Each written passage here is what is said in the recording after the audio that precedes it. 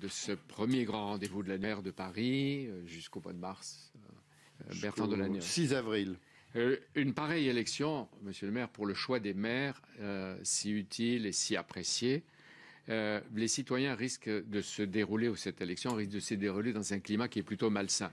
L'extrême droite elle-même est bousculée et dépassée par pire qu'elle. La haine, qu'est-ce qu'elle représente, monsieur Mbala Mbala? Vous parlez de Dieudonné? Je parle de monsieur Mbala Mbala. Oui, bien sûr, je crois que c'est son nom, mais son nom d'artiste, c'est Dieudonné. C'est quelqu'un qui fait l'apologie de crimes contre l'humanité et qui, par ses propos, porte atteinte à la dignité humaine.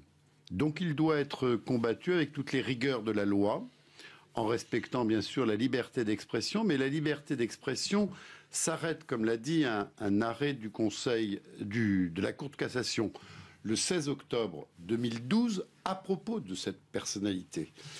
La liberté d'expression s'arrête là où il y a atteinte à la dignité humaine. Faut-il interdire ces spectacles? Alors, je pense que le spectacle en cours, tel qu'il a été décrit dans Le Monde daté d'hier, doit être interdit, parce qu'il contrevient à la loi. Est-ce qu'il ne suffit pas de poursuivre en justice pour incitation à la haine raciale? Non, attendez. Moi, j'ai lu Le Monde daté d'hier, où le spectacle est décrit précisément. Oui, il reprend ce qu'il a déjà dit. Oui. Tout cela tombe sous le coup de la loi et la Cour de cassation l'a déjà dit le 16 octobre 2012 à propos de M. Dieudonné. Donc cela suffit pour interdire ces spectacles et je souhaite que ces spectacles soient interdits avec les instruments de la loi. Mais il faut aller plus loin. Faut-il fermer sa salle? Fermer sa salle, c'est un Hidalgo demande dans le journal du dimanche que la salle soit fermée. Mais peut-être elle ne sait pas qu'en 2009, vous l'avez demandé, la fermeture, et que vous ne l'avez pas obtenue. Et vous ne l'avez pas obtenue. Alors, ça fait 5 ans. Soyons clairs, j'avais une autre proposition. Je vais commencer par là, je reviendrai à la salle. Il y a une deuxième proposition, c'est que M. Dieudonné, qui est un représentant du système, qui est un homme qui a mis en place un système commercial extrêmement rentable, est en même temps un délinquant fiscal. Il a été 6 fois... Attendez. Il a été 6 fois redressé fiscalement. C'est donc un délinquant fiscal. Deuxièmement, ce monsieur organise son insolvabilité. Je souhaite donc que soit créée une cellule commune au ministère de la Justice, ministère de l'Économie et ministère de l'Intérieur pour que tous les personnages qui organisent leur insolvabilité alors qu'ils ont beaucoup d'argent, pour ne pas respecter la loi, c'est-à-dire pour ne pas payer les amendes qui leur ont été infligées. Monsieur Dieudonné a été condamné 7 fois. On va en faire un martyr d'État? Est-ce qu'on va en faire un martyr d'État? Mais il n'est pas question d'en faire un martyr. Il est question de se battre avec nos convictions. Écoutez, nous sommes en 2014... l'année du 70e anniversaire de la libération de Paris et de la France. Et des camps. Est-ce que nos aînés se sont battus pour des valeurs de civilisation pour que nous ayons la lâcheté de céder devant des criminels? Pourquoi criminel? Alors, quiconque fait l'apologie de crimes contre l'humanité et profère des propos antisémites et racistes, ce sont des criminels. Nous avons le devoir par rapport à nos aînés qui, eux, sont morts, se sont sacrifiés, ont pris des risques. Nous avons le devoir, laissez-moi dire ce que je veux dire. Nous avons d'abord le devoir de nous battre sur des convictions, des idées, des valeurs humaines. Deuxièmement, nous devons, avec froideur, rationalité, appliquer la rigueur de la loi à tout le monde. Tout raciste, tout antisémite doit être poursuivi pour ce qu'il est. Donc la justice a été laxiste jusqu'ici.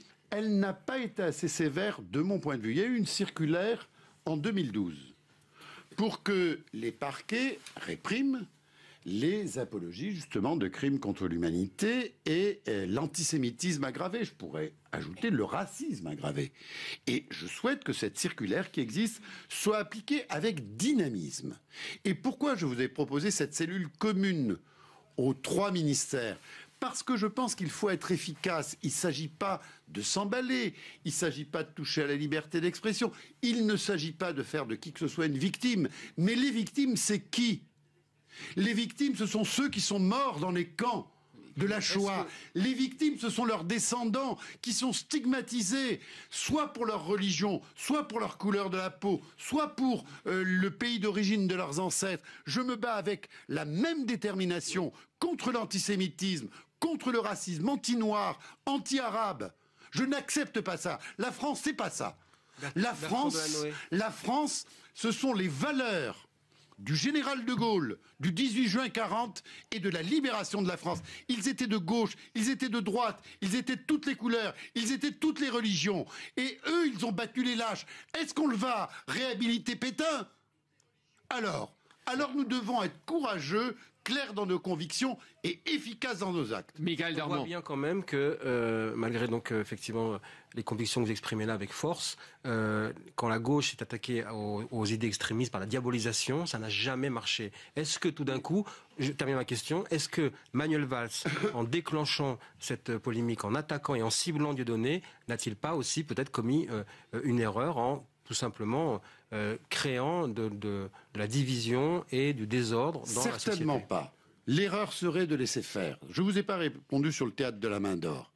C'est un théâtre privé. C'est un théâtre privé. Le titre, la Main d'Or. Et ce que nous devons interdire, ce sont les spectacles. Un théâtre, il vit. Et c'est un théâtre privé, il n'a aucune subvention ni de l'État ni de la ville de Paris.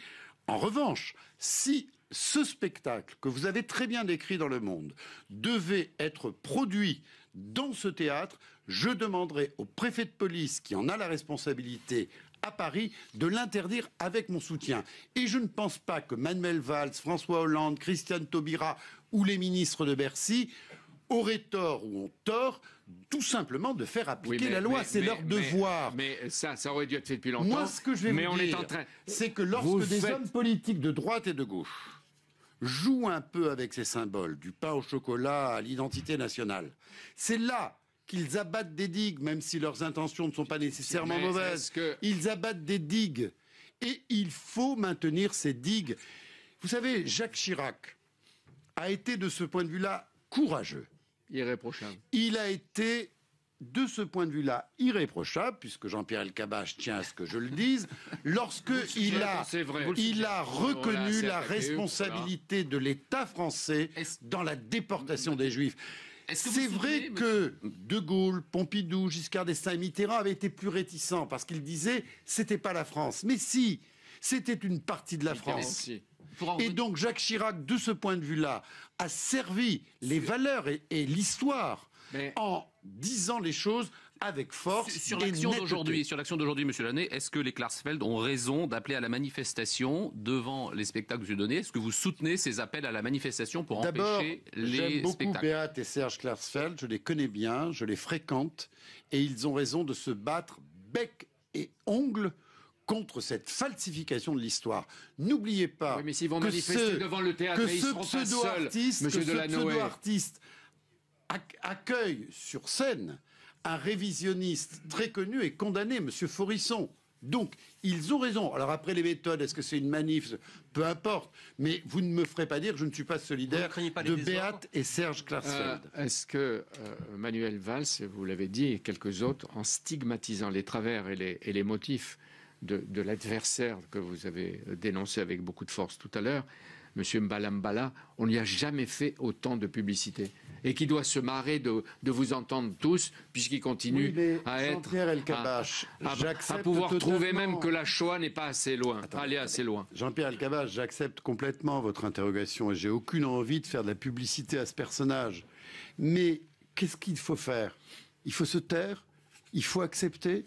Il faut accepter qu'il trompe. Regardez avec sa fameuse quenelle. Il y a des gens qui la font en sachant ce que c'est. Et il y a l'excellent Tony Parker, que je connais très bien, et qui, par erreur, il s'en est expliqué il y a 5 ans. Alors lui, je peux vous dire, il est ni raciste ni antisémite. Donc il faut bien combattre. La question, c'est attendez. Pourquoi maintenant? Ça fait des années je vais vous dire. Ça. Parce que Manuel Valls s'est trouvé affronté à des spectacles qui commencent le 9 janvier. Et qui ont été vus déjà par des journalistes. Ils ne commencent pas le 9 janvier, puisque les gens du monde sont allés le voir. Honnêtement, heureusement que la presse nous a alertés. Moi, si je n'avais pas lu Le Monde, je ne saurais pas ce qu'il y a dans ce spectacle. Donc, qu'est-ce que vous voulez? C'est la vie. Les renseignements généraux, ils avaient du bon. Non, ce que je veux dire par là, c'est que la vie vous apporte en permanence des interrogations et des sollicitations. Que faut-il faire? Si on change... La seule chose dont je suis sûr, c'est que ne rien faire serait coupable. Dernière question sur ce sujet. Est-ce que vous êtes surpris? Oui, parce qu'on doit parler de fiscalité à Paris. Tout de suite, et Michael Darmon est prêt. Est-ce que vous êtes surpris qu'aucun dirigeant du Front National n'ait pour le moment condamné fermement les propos de M. Mbala? Mais le Front National n'aime pas qu'on dise que c'est un mouvement d'extrême droite, mais c'est un mouvement d'extrême droite. Oui, il n'y a aucun rapport avec Mbala. Ah ben, il y a quand même des rapports entre M. Jean-Marie Le Pen et M. Mbala, comme vous l'appelez, parce que c'est son nom. Bien. Donc, il y a quand même quelques rapports. Et il y a, quelle que soit l'entreprise de ripollinage entreprise par Mme Marine Le Pen, il y a bien sûr les révisionnistes, les pétinistes et tous ces racistes antisémites qui sont du côté du Front National. Donc, Monsieur Delaunay, voilà. Vous soutenez Manuel Valls sur Mbala. Est-ce que vous le soutenez sur le cannabis, sur la non-dépénalisation du cannabis? Alors, je vais vous dire, j'ai toujours pensé que mon ami Daniel Vaillant avait raison de vouloir un grand débat sur ce sujet.